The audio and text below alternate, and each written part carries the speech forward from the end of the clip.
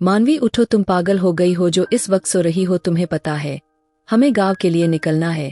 चलो उठो, जल्दी करो। यह सरिता देवी थी जिन्होंने अपनी बेटी वाल्मी को यूं बिस्तर पर मुंह छुपाते सोते देखा तो जल्दी से उसके ऊपर से चादर खींच ली। क्या हो गया मम्मी आपको? हम बाद में भी तो निकल सकते थे, और सुबह के टाइम निकलना कहाँ की अक्लमंदी है। एक तो हवेली वालों को सुकून नहीं, अभी मेरे पेपर खत्म नहीं हुए उन्होंने हंगामा कर दिया है। मुझे नहीं जाना, मैंने आपको पहले भी कहा था कि मैं गांव की बेहुदा शादियों में बिल्कुल नहीं जाऊंगी। उसने दोबारा से चादर अपने ऊपर ओढ़ ली और अपनी माँ से कहने लगी। उसी बीच बाहर मौजूद गाड़ी का हॉर्न उन्हें सुनाई दिया।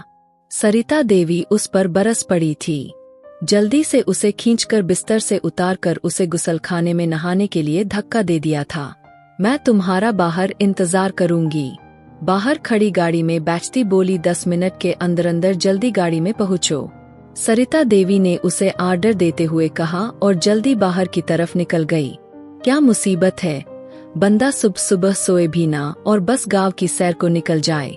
मम्मी भी बस अपनी जिद पर अड़ी रहती है।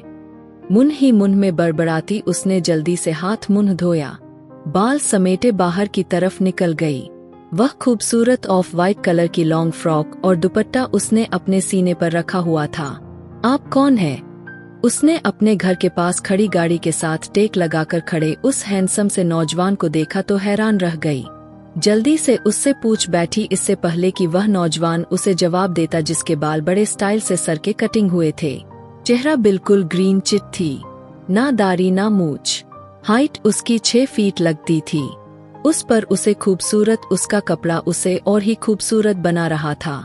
पट शर्ट के ऊपर उसने सदरी पहनी हुई थी, कोई हीरो से कम नहीं लग रहा था। सरिता देवी कुछ पल उसे देखती रह गई। इतना हैंडसम ड्राइवर हवेली वाले ने भेजा है। उसने अपनी माँ के कान में धीरे से बात की, जो बाकायदा वहाँ खड़े उस ड्राइवर ने भी सुन ली थी। धीरे से बोले, बेशर्म लड़की, तुम्हें अंदाजा नहीं कि ड्राइवर ने यह सब कुछ सुन लिया है।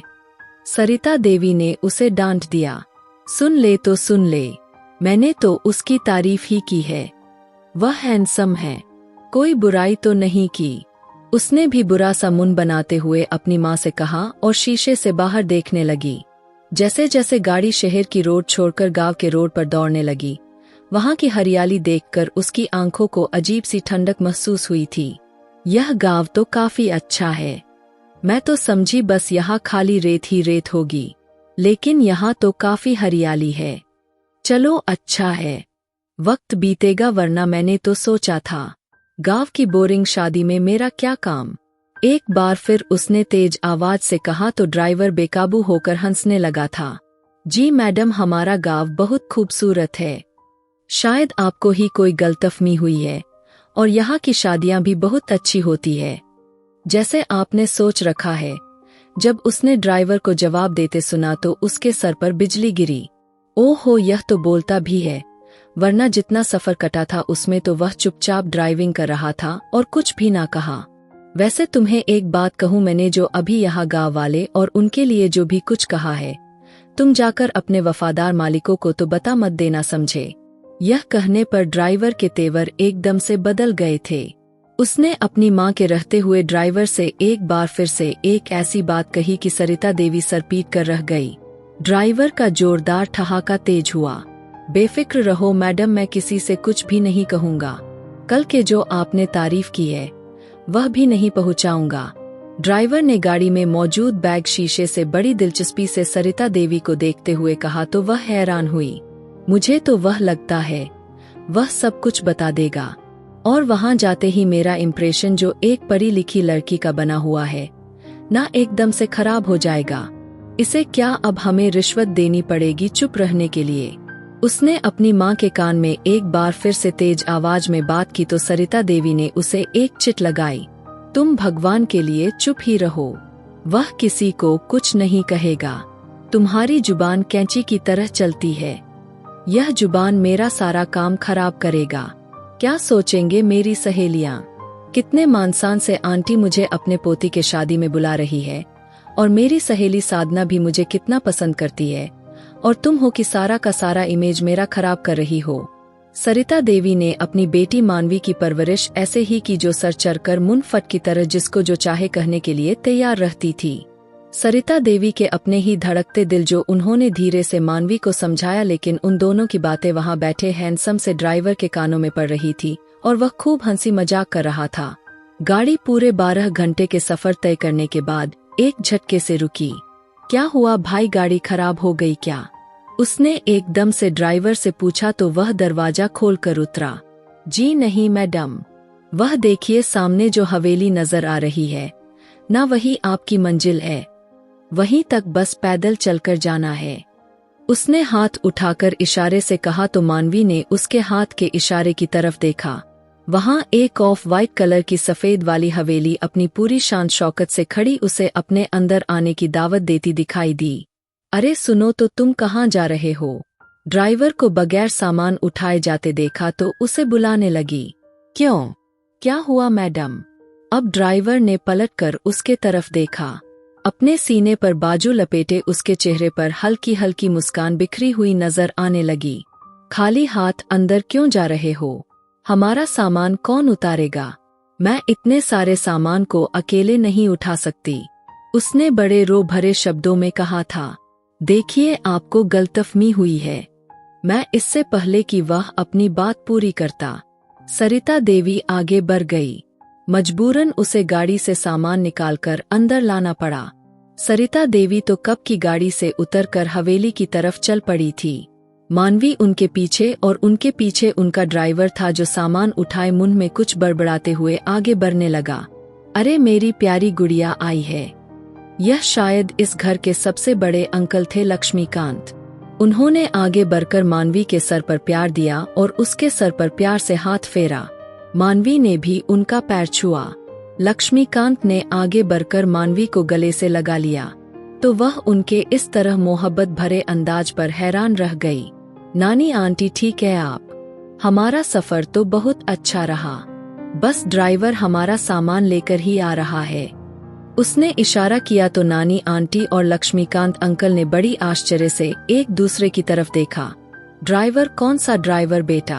हमने तो किसी ड्राइवर को नहीं भेजा था, उन्होंने बड़ी हैरानी से मानवी से पूछा तो सरिता देवी बोल पड़ी, जी आप लोगों को कोई गलतफहमी हुई है, आपने ड्राइवर ही तो भेजा था, वही तो हमें आपकी गाड़ी में लेकर यहाँ तक आया है।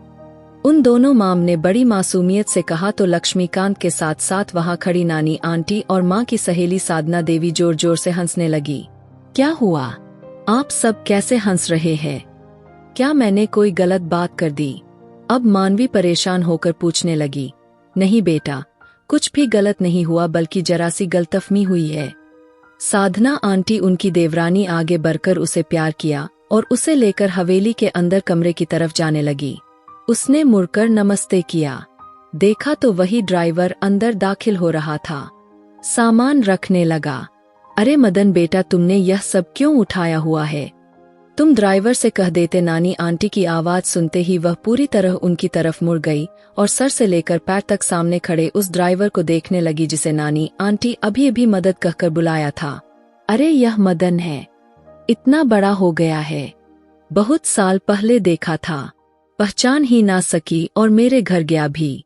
मैंने इससे कुछ भी ना पूछा और इसे ड्राइवर समझ बैठी। बेटा मुझे माफ कर देना, तुम्हारी आंटी से सच में ही गलतफहमी हुई है। इतने प्यारे से बेटे को मैंने ड्राइवर समझ लिया। सरिता देवी ने आगे बढ़कर मदन को ढेरों आशीर्वाद दिए और उससे माफी मांगी। मदन भी झट से नीचे झुककर उनके पैर छुए। आंटी गलती आपकी नहीं, गलती मेरी भी है। आप इतनी खूबसूरत और कम उम्र की लगी तो मुझे समझ में नहीं आया कि आपको नमस्ते करूं या पैर छूं, इसलिए मैं चुप रहा। जब तक आप दोनों ने मुझे ड्राइवर समझ लिया था तो मैंने भी उसको राज ही रखा। मुझे पता था जब आप हवेली आएंगी तो आपको हकीकत का पता चल ही जाएगा और अब सब कुछ साफ हो गया है। कोई सॉरी नहीं, बस मुझे आशीर्वाद दीजिए। मुझे आपके आशीर्वाद की जरूरत है, मैं आपके बच्चों जैसा हूँ। मदन के कंधे थपथपाए और मोहब्बत से उसकी तरफ देखा जो उनके सबसे बड़े अंकल लक्ष्मीकांत का बड़ा बेटा था। सरिता देवी से नजरें झटक कर मानवी पर जमाए जो शर्मिंदगी से पानी पानी होने लगी। बेटा कोई बात नहीं, आ जाओ। सरिता देवी तुम भी आ जाओ और मानवी तुम भी आ जाओ।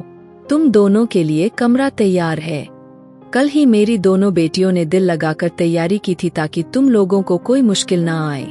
साधना आंटी ने आगे बढ़कर उन दोनों को शर्मिंदगी से बचाने के लिए उनके कमरे की तरफ कदम बढ़ा दिए थे। इसलिए मैं कह रही थी तुमसे कि तुम अपना मुंह बंद करके रखा करो।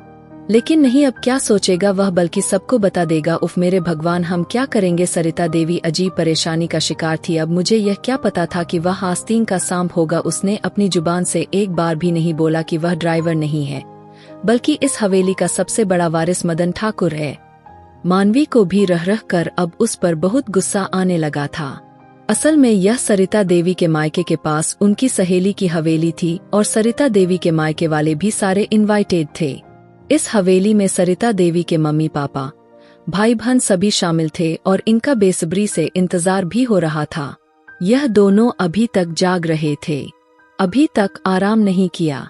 आंटी अंदर दाखिल हुई। उन दोनों को बातें करते देखा तो जल्दी से पूछ बैठी, नहीं ऐसी कोई बात नहीं, हमने जितना आराम करना था कर लिया। अब मैं बाहर थोड़ी देर आप सबके साथ बैठकर बातें करना चाहती हूँ। सरिता देवी ने अपना कामदार शॉल निकाला और बाहर जाने के लिए कदम बढ़ा दिए। हवेली के मेन हॉल में मेहंदी का सारा रस्म लगाया गया था और सजावट की जा रही थी। मानवी ने वहां लड़कियों वाले कमरे में जाने के लिए कदम बढ़ा दिए। उसे आंटी ने ही बताया था कि वहां उसकी सारी गांव की सहेलियों की लड़कियां हैं। हंसी जाक मस्ती हो रही है। तुम्हें भी अगर वहां जाना है तो चली जाओ। नमस्ते। उसने अंदर आते ही झिझकते हुए नमस्ते किया तो सबकी नजरें उस पर उठी थी। नमस्ते, सब ने साथ जवाब दिया। हे भगवान, सच्ची मानवी दीदी आप कितनी प्यारी है। आंटी की सबसे छोटी बेटी अक्षरा थी जिसने आगे बढ़कर उसे गले से लगाया, तो वह उसके इस तरह रिएक्ट करने पर खुश होने के साथ साथ हैरान रह गई। अरे मानवी को अंदर तो आने दो, यह किसी को पहचानती नहीं है, पहले पहचान तो करवा लो, उसके बाद तुम अपनी मोहब्बत जता लेना। यह दीपाली थी जिसकी शादी में यह सब लोग इकट्ठे हुए थे। बल्कि ठीक कह रही है आप, मैं किसी को भी यहाँ नहीं जानती हूँ। आप सब अपना अपना इंट्रोडक्शन करवाओ ना। उसने झिझकते हुए उन सब से कहा तो वहाँ मौजूद सारी की सारी लड़कियाँ अपना अपना पहचान कराने लगी। आप सबसे मिलकर खुशी हुई। उन्होंने अपने आप की पहचान करवाई तो मानवी ने बारी बारी सबसे हाथ मिलाया और वही बैठ गई। बैठते हुए उन सब से कहा तो वह सब खुश होकर उसे देखने लगे। वैसे हमें तो लगा था कि आप यहाँ शादी में नहीं आएंगी, क्योंकि मैंने सुना है कि शहर के अक्सर लोग गांव की शादियों को गंवारपन कहते हैं। मुझे उम्मीद नहीं थी कि आप आएंगी। यह दर्पण थी जिसने उसे देखकर थोड़ा गुस्से से कहा, नहीं ऐसी भी कोई बात नहीं। उसे लगा कि शायद मदन ने उसकी सारी बातें इन लोगों से बता दी है, तभी दर्पण ने उसे इस तरह की बात की। ऐसी कोई बात नहीं, मुझे तो गांव की शादियां देखने का बहुत शौक है। बहुत सी रस्में ऐसी है जो मुझे बड़ी चाहत है देखने की, इसलिए मैं यहाँ आ गई हूँ तो सारे रस्में भी देख लूंगी। उसने अपनी तरफ से बात बनाई और फिर बारी बारी सबको देखने लगी। उन सबके चेहरे पर बड़ी सादगी थी। फिलहाल दर्पण उसे घूर घूर कर देख रही थी। लड़कियों आ जाओ, यहाँ क्यों बैठी हो, जल्दी से हॉल में आओ और कुछ शादी का हंगामा तो शुरू करो, सजावट हो रही है। दर्पण तुम सजावट को देख लो और बाकी तुम लोग आ जाओ, नीचे ढोल बजाओ ताकि लगे कि आज मेहंदी की रस्म है। आंटी ने अंदर आते ही उन सब से कहा तो वे लोग सब उठकर खड़ी हुई। मानवी तुम भी आ जाओ ना, मेहंदी लगाएंगे, तुम्हें मेहंदी लगाने का शौक है ना। कनक ने उससे कहा तो वह मुस्कुरा कर रह गई। मैंने सुना है शहर की लड़कियों को पत्तों की मेहंदी अच्छी नहीं लगती, वह सब आर्टिफिशियल लगाते हैं। हम ठहरे देसी लोग तो हमें पत्तों की मेहंदी अच्छी लगती है। ऐसा नहीं। दर्पण ने एक बार फिर से उसे यूं कहा तो उसे देखकर चुप रह गई। यह लड़की उसके पीछे क्यों पड़ गई थी? नहीं, ऐसा कुछ नहीं है, मुझे मेहंदी पसंद है और मैं अक्सर वहां लगाती रहती हूँ। किसी ने गलत अफवाह फैलाई है। उसने मुस्कुराकर उसकी बात का जवाब दिया तो वह मुंह बनाकर वहां से चली आई। रुको, मानवी यह अन्या थी जो इस घर की सबसे बड़ी और शादीशुदा लड़की थी। जी कहिए अन्या दीदी, उसने बड़ी प्यार से जवाब दिया। तुम दर्पण की बातों का बुरा मत मानना, वह ऐसे ही है, तुम उसकी बात को नजरअंदाज करना। उन्होंने मानवी का उतरा हुआ चेहरा देखकर पहचान लिया था कि वह दर्पण की बातों से डिस्टर्ब हो रही थी। कोई बात नहीं अन्या दीदी, मैं समझती हूँ, शायद उसे मेरा यहाँ आना पसंद नहीं आ रहा। मानवी ने कंधे उचकाई। कुछ नहीं होता, चलो आ जाओ, हम बाहर बैठकर मेहंदी के गीत गाते हैं, बहुत मजा आएगा, तुम भी बहुत एंजॉय करोगी, याद करोगी इस गांव की शादी को। उन्होंने उसका हाथ पकड़ा, उसे करीब खींचते हुए हॉल में ले आई। वह जैसे ही हॉल में पहुंची तो वहां उसकी नजर सामने पड़ी जो स्टूल पर चढ़कर हॉल में फूलों की लड़ियों की सजावट कर रही थी। वैसे तो वहां लाइटों की सजावट हो चुकी थी, लेकिन यह फूलों की सजावट कर रही थी। उसके कदम वहीं रुक गए। आओ ना मानवी बेटा, क्यों वहीं खड़ी हो गई हो, आ जाओ, चलो जल्दी से यहाँ बैठो, सबके साथ तुम हमारी मेहमान हो और मेहमानों का ख्याल रखना हमारा कर्तव्य है। आंटी ने उसे वहीं खड़े होते देखा तो उसे आवाज देकर बुलाया। आंटी की आवाज सुनकर वृद्ध दर्पण भी वहां चौखट के पास खड़ी मानवी को देखा और मुस्कुराते हुए सर झटक कर फूलों से हल्दी के रस्म के लिए शेर सजाने में बिजी हो गई। बहुत खूबसूरत हो। तो मानवी वे जो वहां बैठी लड़कियों के भीड़ में बजने वाले ढोलक की थाप पर तालियां बजाने में बिजी थी कि एकदम से उसके बराबर में कोई धड़ाम से आकर बैठा और उसके कान में धीरे से बात की तो वह उछल पड़ी, कौन हो तुम और यहाँ मेरे बराबर में आकर क्यों बैठ गए हो। वह भी लड़कियों के भीड़ में वह अकेला लड़का कोटपट में उसके बराबर में आकर बैठा तो वह गुस्से से उससे कहने लगी, हरी तुम फिर पहुँच गए हो, मेरी बेटियों को तंग करने के लिए तुम्हें मना भी किया था कि उसे तंग मत करना, वह घबरा जाएगी थी। बड़ी आंटी ने अपने छोटे बेटे हरी का नाम लेकर कहा तो मानवी हैरानी से उसे देखकर हंस पड़ी थी। हरी यह तुम हो, इतने बड़े हो गए हो, ऊपर से मुझे डरा भी रहे हो। मेरे पास बैठकर के उसने हंसते हुए एक चिट उसके कमर पर मारा। मैं आपको याद तो हूँ, वरना मानवी दीदी आपने तो मुझे भुला ही देना था। हरी भी उसकी बात पर हंस पड़ा। कृपा है, कोई तो याद है मुझे, वरना जब से यहाँ आई हूँ ऐसा लगता है जैसे नए सिरे से सबसे मिल रही हूँ, सबको भूल बैठी हूँ। दर्पण ने अपना दुपट्टा ठीक करते हुए एक बार फिर से गुस्से से मुस्कुराई तो वह हंसते हंसते उसके चेहरे पर हंसी गायब हो गई और वे उदासी से दर्पण को देखने लगी। मदन ने जैसे ही मुड़कर मानवी की तरफ देखा तो उसके चेहरे पर खुशी और गम का खूबसूरत मंजर देखने को मिला था। वह उसको देखकर गुस्सा हो गया था। अरे मदन, जरा ध्यान से कहीं और बिजी हो और पाँव कहीं और रख रहे हो, इस स्टूल से कहीं मैं गिर ही ना जाऊं और शादी में एंजॉय ही ना कर सकूं और अपने कमरे में ही बैठी रहूं, इसलिए जरा अपनी नजरें संभाल लो, ध्यान से स्टूल से नीचे पधारिए। हरी ने अपने सबसे बड़े कजन मदन की चोरी पकड़ते हुए कहा तो वह खंजर होकर इधर उधर देखने लगा। मिस दर्पण, तुम्हें शादी में काम से फुर्सत नहीं मिल रही, जाओ जाओ अपना हुलिया ठीक कर लो। हरी की बातों का तोपों का मुंह अब दर्पण की तरफ हो गया था। दीदी आप कब से जॉब करती है, हमें बताया तक नहीं। अक्षरा ने अफसोस से उसकी तरफ देखा। हरी पागल हो गया है क्या, मैं कोई जॉब नहीं करती, भला मैं कौन सी जॉब करती हूँ, सारा दिन तो घर में पड़ी रहती हूँ। कहते के साथ ही उसने हरी के तरफ गुस्सेली निगाहों से देखा। कमाल है, घर में बैठकर दूसरों की टांग खींचती रहती हो, गुस्सा करती रहती हो, बल्कि गुस्से से बात करने में तो आपका कोई जवाब ही नहीं, फिर भी आप कहती है कि मैं कोई जॉब नहीं करती। असल में अभी आपने अपनी जॉब चालू रखी हुई है, मुझे लगा शायद आपको छुट्टी नहीं मिली है। हरी की बात सुनते ही सबसे पहले आंटी की आवाज सुनाई दी। वह अक्षरा का छोटा भाई था। शट अप हरी, बस कुछ भी बोलते चले जा रहे हो। वह गुस्से में होकर इधर उधर देखने लगी। मानवी के चेहरे पर दबीदबी मुस्कुराहट उभरी जिसे उसने अपना निचला होठ दांतों में दबाते हुए छुपा लिया। और हरी, अगर तुम्हारी बकवास बंद हो गई हो तो जाकर बाहर काम देखो, यहाँ क्यों आकर बैठे हो, सबकी फिक्र कर रहे हो। अब उसका तोपों का मुंह मदन की तरफ हो गया था। मदन ने एकदम से आंखें निकालकर उसे घूरा और अपने हाथ हवा में घुमाए। मुझ पर कोई भी धाबा बोलने से अच्छा है कि तुम चुप रहो। ठीक है, वरना तुम्हारा भी राज यहाँ खोल कर रख दूंगा। उन्होंने आंखों ही आंखों में उसे इशारा किया तो हरी ने अपने कान पकड़े, सर को ना में हिलाने लगा। चलो अब जाओ लड़कों यहाँ से, यह लड़कियों की महफिल है, यहाँ लड़कों का कोई काम नहीं। मेहंदी वाली भी आती होगी, अगर यहाँ से नहीं जाओगे तो तुम दोनों को भी पकड़कर मेहंदी लगवा दी जाएगी और फिर मजबूरन तुम दोनों की भी शादी करनी पड़ेगी। यह सुगंधा आंटी थी जिन्होंने हरी के कान पकड़ते हुए उसे कहा तो वह वही पाँव पसार कर बैठ गया। और अगर यह सजा मिलनी है तो मुझे यह सजा दिलवा दो आंटी जी, मुझे स्वीकार है। यहीं बैठा रहूंगा जब तक मुझे सजा नहीं मिल जाती। हरी की बात सुनते पूरे हॉल में ठहाका गूंज उठा था। देख रहे हो ना मम्मी कैसी बातें कर रहा है, यह अभी छटांग भर का लड़का है और अभी से उसे बहू लाने की पड़ी हुई है। प्रीति आंटी ने अपने बेटे की बात सुनी तो जल्दी से अपनी सास को उसकी शिकायत लगाने लगी।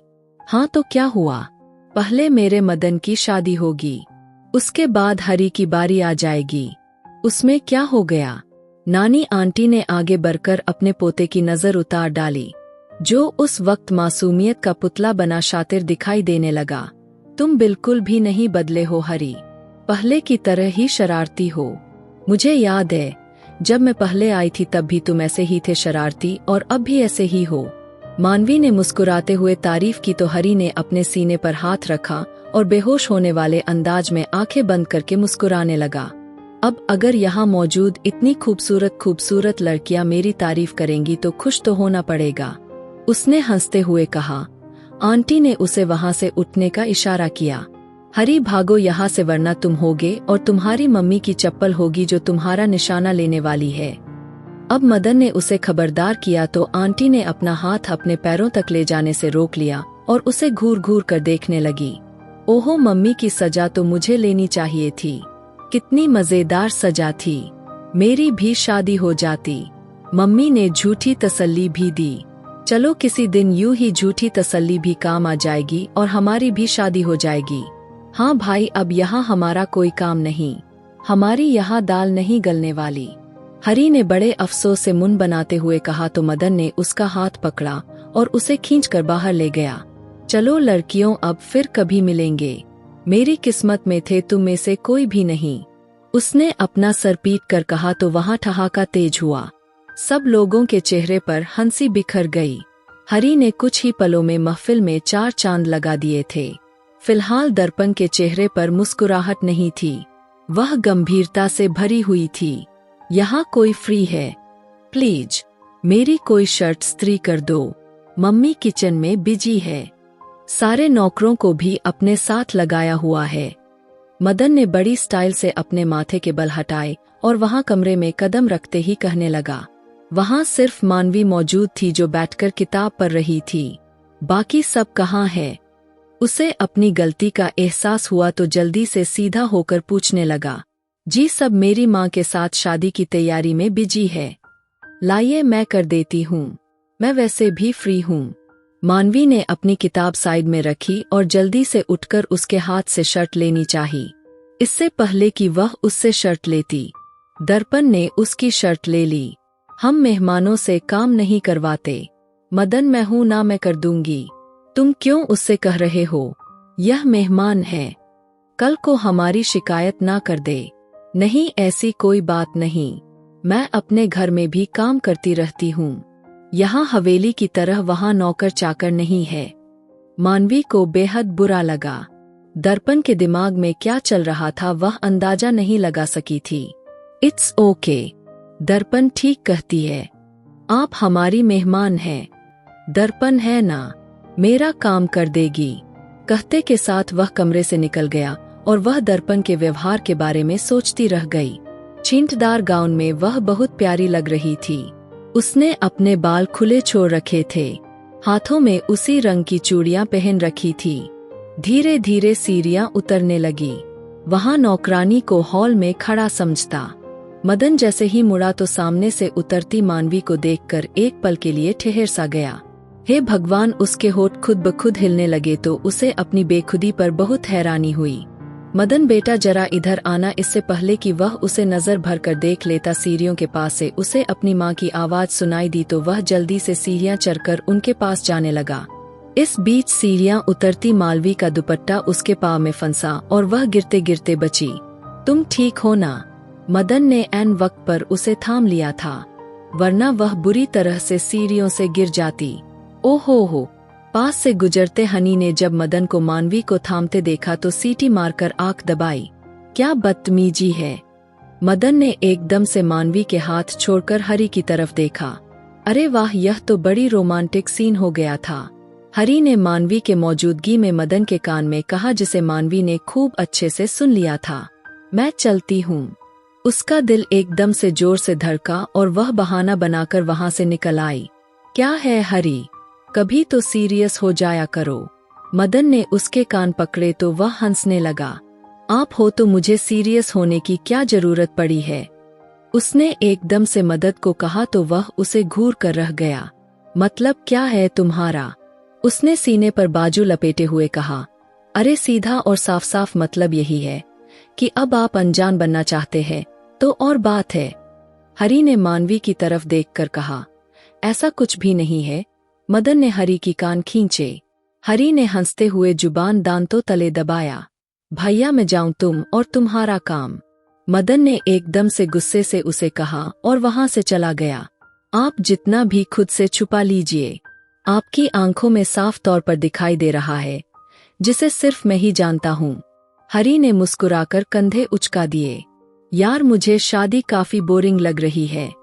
मेहंदी की रात खत्म होते ही हॉल में मौजूद हरी ने अक्षरा के कान में धीरे से बात की।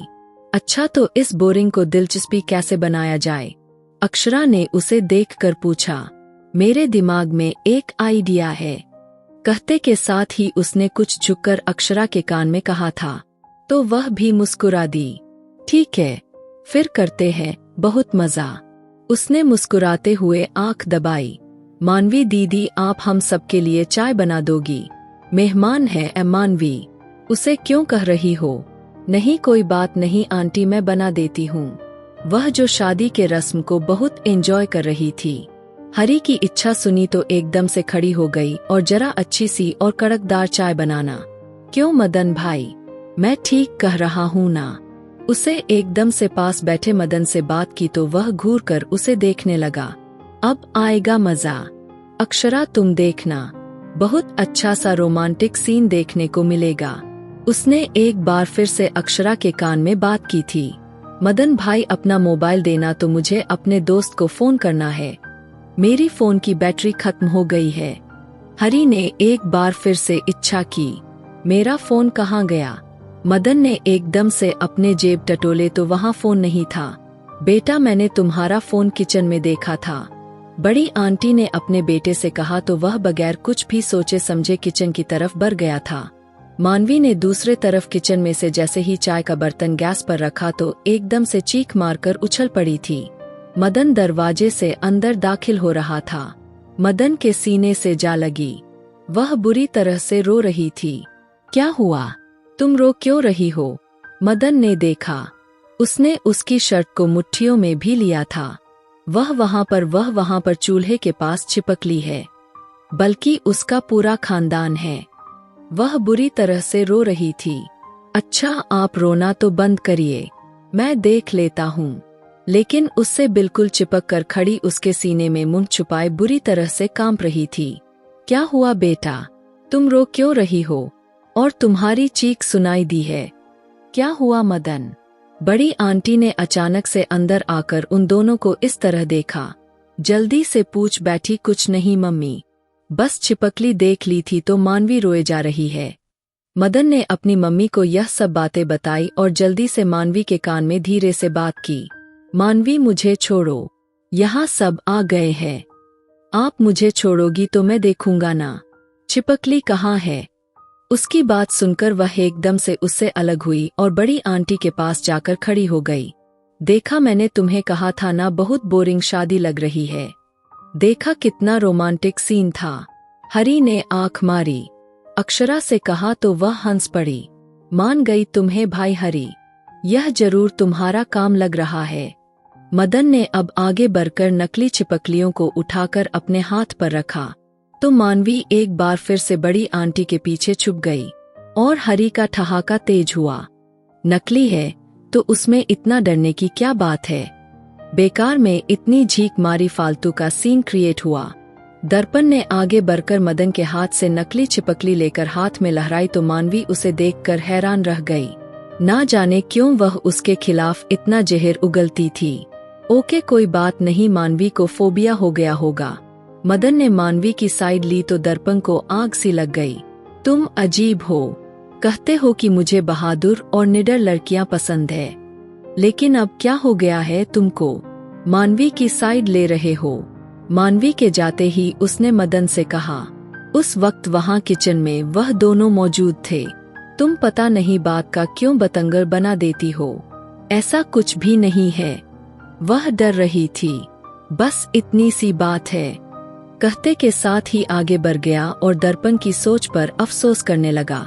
मानवी, मैं तुम्हें अपने मकसद में कामयाब नहीं होने दूंगी। तुम जो चाहती हो तुम्हें नहीं मिलेगा, कभी भी नहीं। दर्पण ने दिल ही दिल में मानवी से कहते हुए एक वादा किया। आप ठीक है ना? वह आंगन में रखी कुर्सियों पर बैठी नजर आई और बाहर खाली जगह में घूरती हुई दिखाई दी। जी मैं ठीक हूँ, कहते के साथ ही वह वहां से जाने के लिए उठी थी तो मदन ने उसकी कलाई पकड़ ली और आंखों में हैरानी लिए उसे देखने लगी। बैठ जाओ, मुझे तुमसे कुछ बात करनी है। वह चुपचाप उसके कहने पर वहां बैठ गई। तुम दर्पण की बातों को इग्नोर किया करो, वह ऐसे ही है, थोड़ी कड़वी मिजाज की है, लेकिन दिल की बुरी नहीं है।